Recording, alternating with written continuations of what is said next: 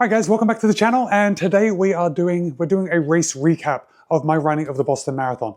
And for those of you that like this type of video, I think you're pretty lucky, because the only reason that I am able to do this race recap right now is because my flight was delayed, so I had extra time just here at my mum's house before I take off to the airport. Now, you all know that when I get home, I am just unpacking, going to bed, repacking, and then heading off to London for the London Marathon. So I wouldn't have time at home to film this video. So I'm glad I have a couple extra hours, even though having your flight changed is just a huge inconvenience, especially when I just want to get home and take care of business for my next trip. Anyway, this video isn't about that. This is about my running of the 2025 Boston Marathon, and what a race it was. And by saying what a race, I mean, it was quite a challenge. You probably saw the race video by this point, and I was having a very difficult time.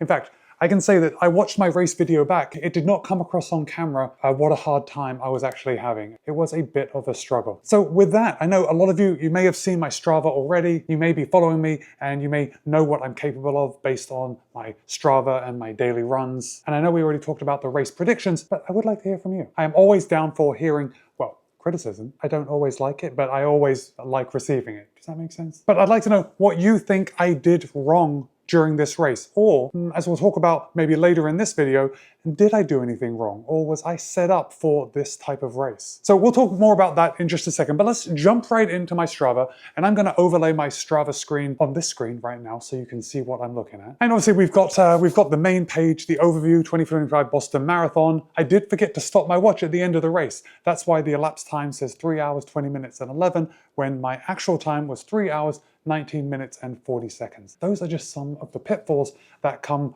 with filming when you're racing, because I was too busy talking to the camera at the end of the race to actually stop my watch. So let's head on over to Strava and we're going to take a look at the race analysis. And I'm sorry, as we're filming this, I'm kind of like just rigging it. I have my iPad here doing a screen recording of everything. Usually when I'm at home, I have my computer, and it's a lot easier for me to like talk to a real camera and have the computer. But I think we're going to make this work just fine. So now the race analysis.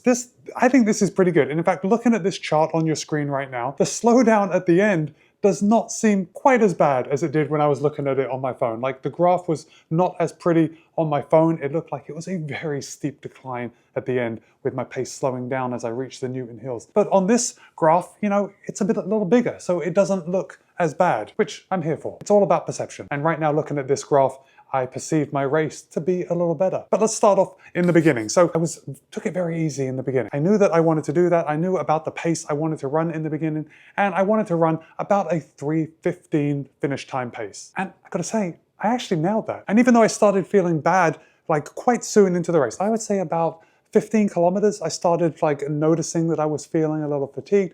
I actually maintained my 3:15 average pace up until the halfway point. And you can see the beginning of this graph is just, it's beautiful. It's like almost just a flat line across, like textbook. Unfortunately, the second half of the race is also textbook, but textbook for how not to run a marathon. In fact, it's the type of thing that a lot of people do during the marathon, but no one would ever recommend it. So anyway, in the beginning of the race, I didn't feel like I was starting too quickly. In fact, I felt like I was really taking it easy. My heart rate was, you know, where it needed to be, but I did start feeling it in my legs around that 15K mark. Now, I didn't mention it on camera in the race video because at that point, I was very much like, I'm in my head. I don't want to talk too negative about something that was probably nothing. Like, you know, our legs get tired when we're running a race. So I didn't want to give voice to kind of the problems or the little inklings of problems that could be coming. Because I've run other marathons where you feel bad for a second and then it goes away completely and you're able to run the rest of the race. But that wasn't the case with this race. So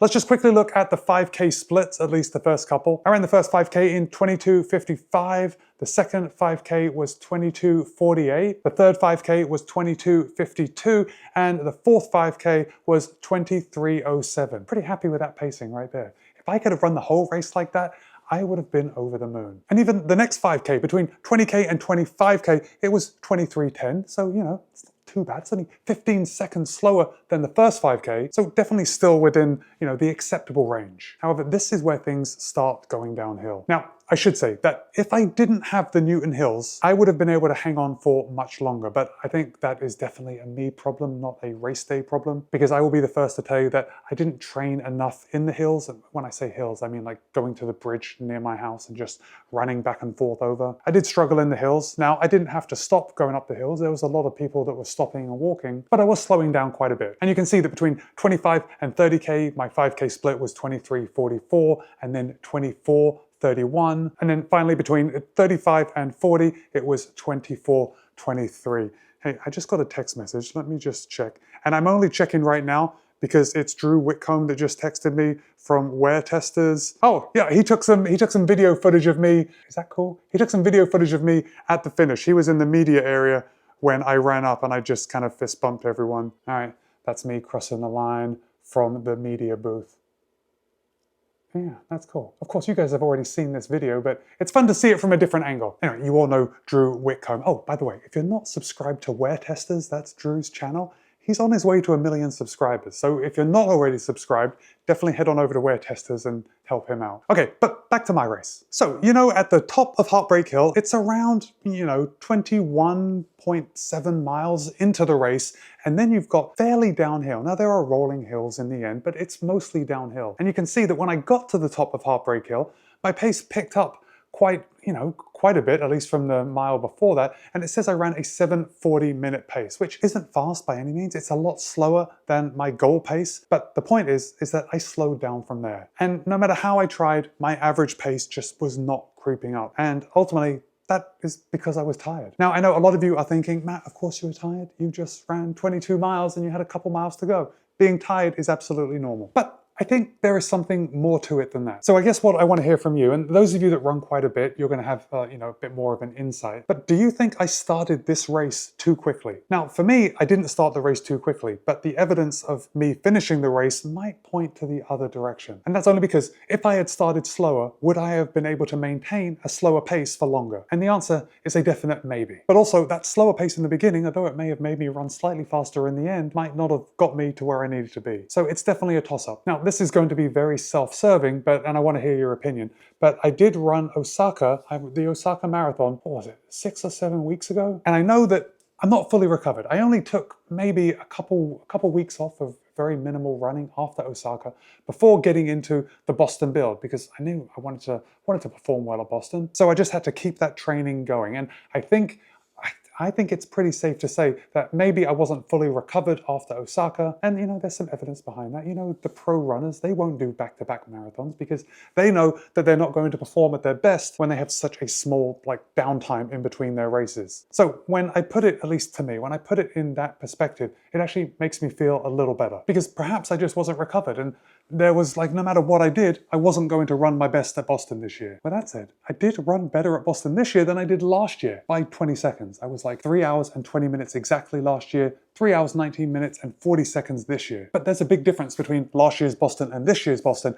And the main difference is that last year I felt like I ran a really good race. And this year I felt like I crashed and burned. And I know that a lot of us are very time focused, the time is what matters, but I would rather feel like I ran a good race than run a faster time. Now that's going to sound a little bit funny to some of you, but that's how I feel. I get a lot of satisfaction out of running a good race. Now, let's just go back to Osaka for a second, because Osaka wasn't ideal for me. I did run into some issues. However, I felt like I was going into Osaka with a lot of fitness. I think that could have been a really good race if everything had gone my way. Unfortunately, it didn't, and I ran a 3:17 and change. But I know that going into Osaka, I was feeling fit. And then if we back it up to last September in Berlin, I think I also ran a great race. I didn't run a negative split, but I was only 7 seconds slower in the second half of Berlin. And I finished in 3:13 back in September. So if I take these two races, so Berlin and Osaka, and I kind of extrapolate it out, let's just say that in the last 6 months, I haven't lost any fitness because of age, the natural slowing down as we get older. If I ran 3:13 in Berlin, I think it's unlikely that I was actually ever able to run under 3:15 at Boston, just because of the hills. What do you think? Okay, let me just switch around on this screen. Let's see the pace distribution. That doesn't really mean anything. Relative effort, that's kind of boring. and heart rate. Yeah, you know, I was wearing the Chorus heart rate monitor. I had that on my arm, on my upper arm here. I had my Chorus on my left wrist, Garmin on the right wrist. Both watches were getting data from the Chorus heart rate monitor. So I know my heart rate is actually pretty spot on for this race. It says 30% over an hour was in threshold pace. And then for a minute, I was actually in anaerobic, which is not good in a marathon. Let me just scroll down here a little more. Let me switch on this heart rate graph on the bottom. And, oh, okay, this is the first time I'm seeing this. There's some definite heart rate drift right there, isn't there? Like, it's pretty clear. In fact, in the beginning, the first half, you can see it's fairly stable, like right along, like up until about 12 miles, and then it kind of jumps up just a little bit. You can see it creeping, and then you can see it go up and down with the hills. And then of course there is a peak as I come to the top of Heartbreak Hill. But then what's interesting, at the very last bit of the race, it's fairly downhill, and yet my heart rate is going in the other direction. So this is because I am trying to pick up the pace. I am putting in more of an effort towards the end of the race. It's not turning into speed. It's just turning into more effort without the speed. It's funny how that works at the end of a race. Anyway, I guess when it comes down to it, I was having a miserable time out on the course.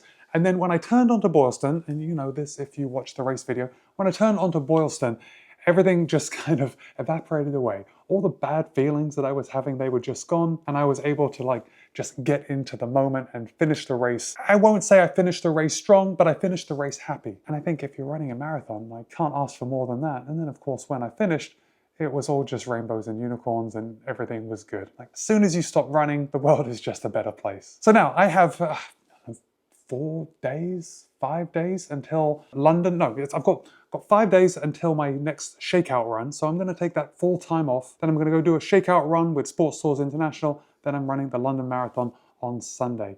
I hope you will, check out the channel and see my London vlogs. I don't actually have as much going on in London as I do in Boston.